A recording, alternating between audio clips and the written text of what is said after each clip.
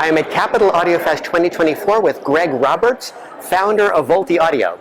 I was walking around the show and saw this fantastic display of what looks like a very cool horn loudspeaker, and I hunted Greg down and I wanted him to tell us about it. Greg, how have you relaunched this Vitura, which I understand was your former flagship, but which you have improved significantly? Yes, it was the first speaker that I designed in 2010 when I started Volti Audio, and over the years I accumulated a long list of things that I wanted to improve upon them. And those who are familiar with the speaker will recognize some of those changes. One is that I have the tweeter now mounted center over the mid-horn. Do you make the tweeter yourself, or do you source that? I source that. I modified this, but it is something that I do source. But we used to have the tweeter outside the mid-range, which worked well, but I think this is much better in this position. And the original version of the Vitura had grills that were fixed in place. These ones can be removed, as you can see on that model, that speaker over there. And everything is finished on the inside of the speaker all the way back, so that you can enjoy the beauty of the speaker without grills if you wish. What drivers do you use in the backloaded section? So the bass horn has a 15-inch woofer. It's a high sensitivity woofer. The whole system is about 104 dB sensitive, and it is a single folded horn. It's a very intricate throat and pathway for the sound to come through, and is particularly good in the what I call lower mid-range.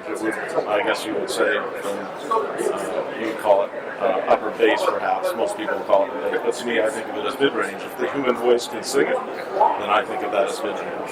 And that is a key element of this whole design, is that we have a very large mid-horn plus a very, very good bass horn that can produce those frequencies very cleanly.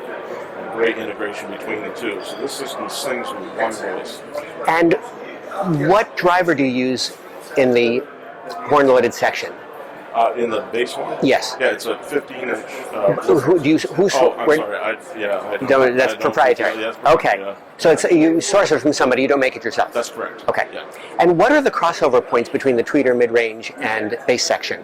So generally speaking, and I use first order crossovers here between these two, so it's hard to pinpoint exactly. It's a very shallow slope. So basically about 400 hertz and 6,000 hertz.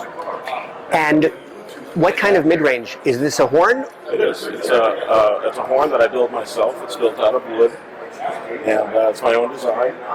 And a key element to that would be that it has a 2-inch throat, which is, I think, very important. Much better sounding than a smaller throat mid-range one. It's a very high quality compression driver on it. And the source is still secret? Yeah, for that one too? Okay, fair enough, fair enough. Yeah. How much is the speaker system? So the new Vitura is either side of 50,000 by a few thousand, depending on options. And the Vitura has always come with a low-frequency cabinet that augments the last octave below the bass horn. And the new Vitura has an expanded, extended low-frequency system. And so now we have 12-inch ELF cabinets, 18-inch ELF cabinets. We have our own amplifier that powers those cabinets. And we also have a preamplifier, which is really nice. I'm sorry, so it's an outboard subwoofer? Yes, although that works with this. Subwoofer, but because it's really not a subwoofer. It's a very specifically designed low-frequency cabinet that augments the bass horn of the Vitura. And what frequency range does that separate cabinet cover? Yeah, it's doing from 25 to 50 hertz. So just one octave. And how much is that outboard system? That's part of the whole overall. Oh, so that's included in the 55 or so? It's included in the 50,000. Yeah. 50,000. So for instance, if you chose to have one 12-inch low-frequency cabinet, the price would be less than 50,000. If you choose to have two 18s or four 18s in a big room, the price goes up. So we don't see it here, but it's a 4-box system. It is the ELF system I didn't bring with me. I'm still wrapping up design on that. So these are very new. I finished these just last weekend. Got these done. I'm enjoying them for the first time. I have not seen these completely finished until just this last weekend. So it's pretty exciting. What is your favorite amplifier personally to use with these speakers? So I love tube amplifiers, so any tube amplifier to me is going to be preferable over solid state. That's just a personal preference. I mean, I like. If I had to pick one, I would pick Border Patrol. A very small company out of Maryland, and they make some wonderful 300V amplifiers. I would steer that direction.